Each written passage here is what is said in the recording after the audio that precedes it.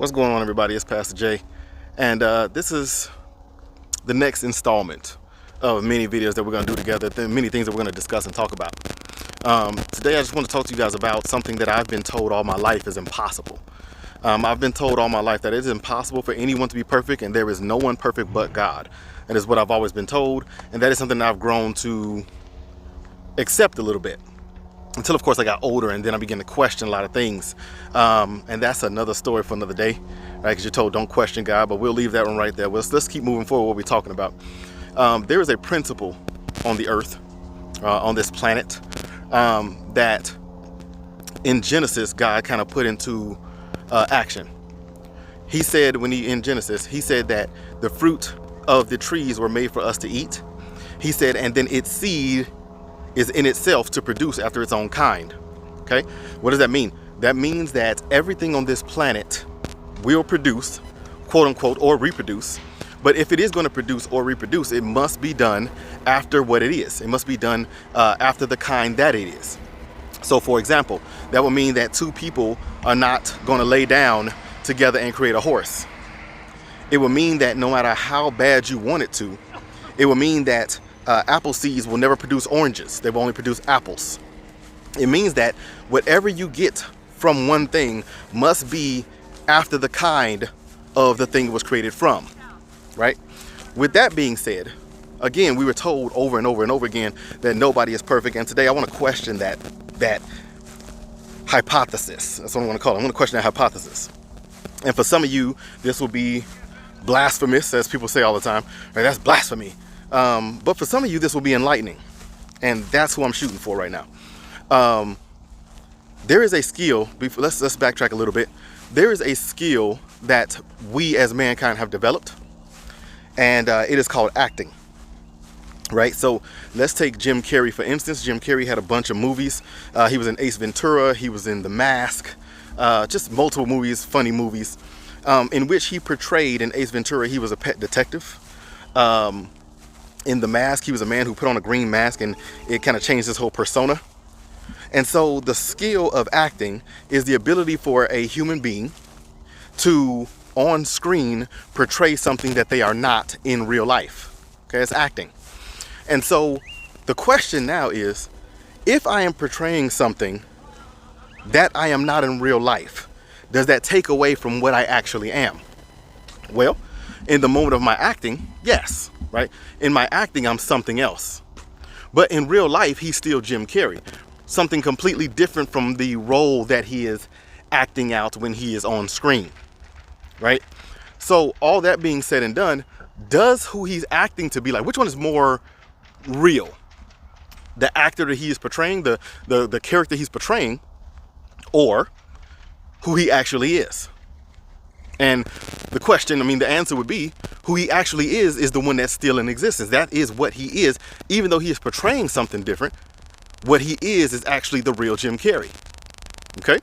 So, now that you understand the acting role and the principle of reproduction, that everything must reproduce after its own kind, right? Keeping those two things in their proper place and their proper perspective, we serve a God that I think everyone would say is perfect, except for people who just, maybe something bad happened and you're questioning like, oh, if this God is this God is that. Okay, so we're not really talking to those people right now, which sometimes they have valid points, right? But we'll discuss that another day.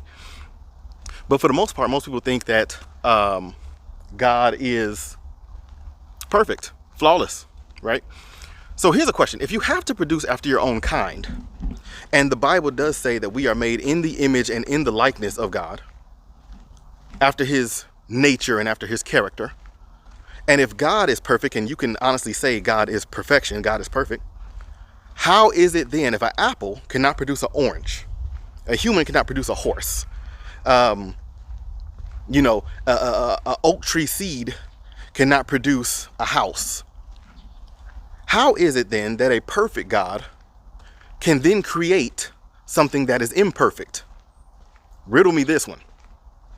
How is it possible for a God that is perfect in all his ways to create something that mankind looks around at each other and says, nobody's perfect but God? But if we are all crafted in his image and his likeness, we all came from God, came from spirit, then would not the truth have to be said about mankind as well, that if God, our creator, is perfect, and you can only reproduce after your kind, after what you are, then by default, that man would also have to be perfect, unless we've perfected the skill of acting, which would mean that in reality, in eternity, what you truly are is perfect. The issue that you're having is that you've developed your acting skills so much in this life that we walk in, that you are acting imperfect, even though who you are at your core, the realness of what you are, is perfect, right? So is it possible then to be perfect? I would say yes. Now that's gonna sting some people, but I'm gonna tell you, yes, it is.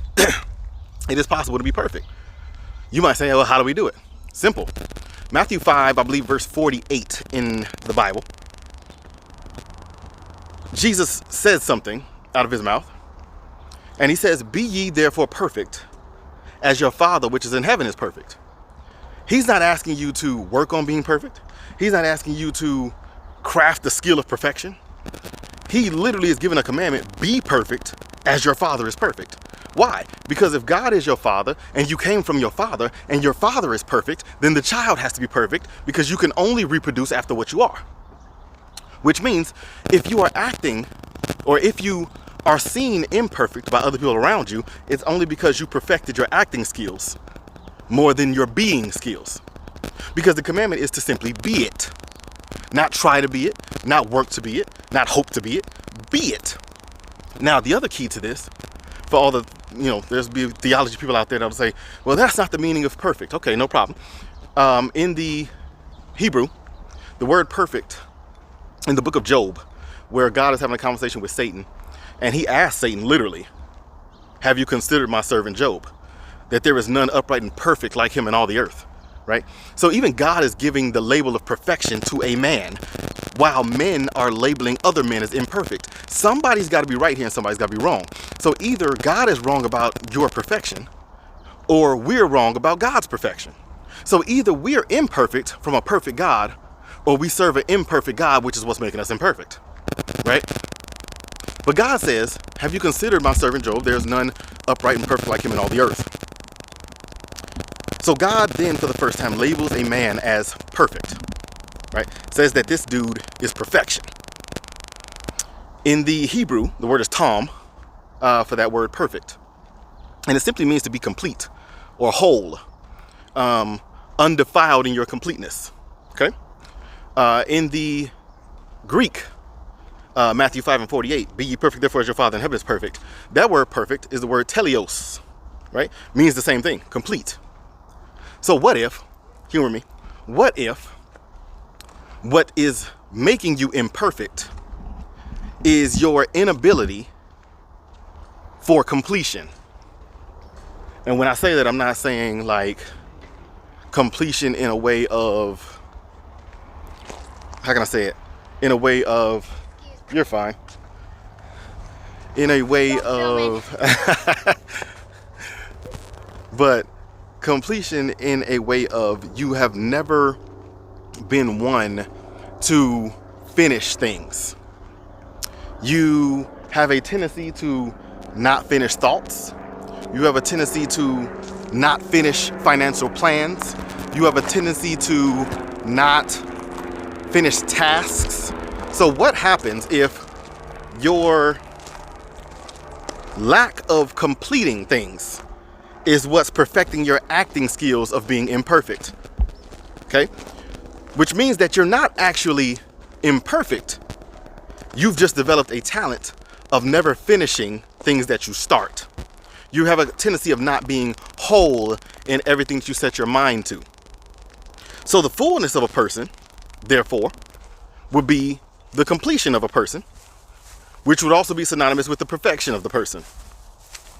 So how many times have you said what you're going to do and then didn't do it? Let's use the Bible again. Let your yea, your yes, be your yes, and your nay, your no, be your no. Anything other than that becometh of sin. What is God saying? Whatever you set your mind to, complete it. Complete it. There was a reason why in the book of Genesis, where God said, let there be light, let there be grass, let there be trees and, sun and moon, and set this in the firmament, separate the firmament from the seas. And there was a reason why you notice in the beginning when he began creation, he did not stop until everything was finished. And when everything was finished, he said, okay, it's good, now I can rest. What does that mean? Finished means completed. So the Lord said, once I set a task, I'm going to complete it. Is that you? Is that where you fall short? Because if that's where you fall short, that is the only thing you're lacking for your perfection. Right? The reason why the Bible says, let your yea be your yea, your nay be your nay, anything other than that becomes sin, because if you set out to start a task, you say, yes, I'm going to do it, and then you don't do it, what's actually happening? You tell your kids, hey, tomorrow we're going to get up, we're going to go to Disney World. You set the task. And then you realize when you get up, you know what, I didn't do this, I didn't do that, I didn't do this, so we're not going to Disney World. So now what's going to happen? You're going to tell your kids, sorry kids, now I can't do it. So let's be real here. What you're going to tell your kids now is, I said what I was going to do. Now I'm not going to do it. So I'm going to make up a bunch of stories or lies to why I can't do it. Right? So your incompletion here has forced you to lie, which now has forced you to become less than perfect. Because your perfection is based off your completion, and because you didn't complete the task that was at hand, you become, as people like to label you, imperfect. But I am here to tell you today that you're not as imperfect as you think. You're not. You have a completion problem, which means that you don't finish tasks at hand, which means you don't strive to be the best you can be at your job. You don't strive to be the best you can be in your home. You don't strive to be the best you can be for yourself. Most of the time you're trying to be the best you can be for other people, and that's going to slow you down like nobody's business, right? So be the best that you can be for you. Complete every task that you set your heart to do. Whatsoever your hands find to do, do it with all your might. Complete the thing with everything that you got. And if you complete things, every mental thought, you have a complete mental thought. Every thought that becomes an action, you complete the action. If you become that kind of person, now you are being the type of person that Jesus commanded you to be. Perfection. And that was Job. Whatever he found to do, he was going to do it. So be that person today. Get up, make up your mind on what you're going to say, what you're going to think, what you're going to do, and then get out there, say, think, and do what you said you were going to say, think, and do. Leave no task undone. Leave nothing left to the side. You got paperwork on your desk, finish the paperwork. You made a promise today, complete the promise. Tired and all. And then when you say to yourself, I'm going to get up, I'm going to do 20 push-ups, and I'm going to go to bed by 9 o'clock. Get your butt up, do 20 push-ups, and go to bed by 9 o'clock. Be a completed person. And I promise you this. If you can focus and become that complete person, from that point on, perfection is yours. You guys, thanks again for joining me. I hope you guys have something to say in the comment section. Leave it down below. Like, talk to me. Say something. Maybe you agree with this. Maybe you don't. Tell me why. Tell me why you do. Tell me why you don't. I'm not mad about that. Let's have an actual positive conversation, because those are the things I love to do. I love to learn. I love to conversate. I love to hear things and hear people's opinions on different topics. With that being said, you guys have a blessed day. Love y'all, and thanks as always.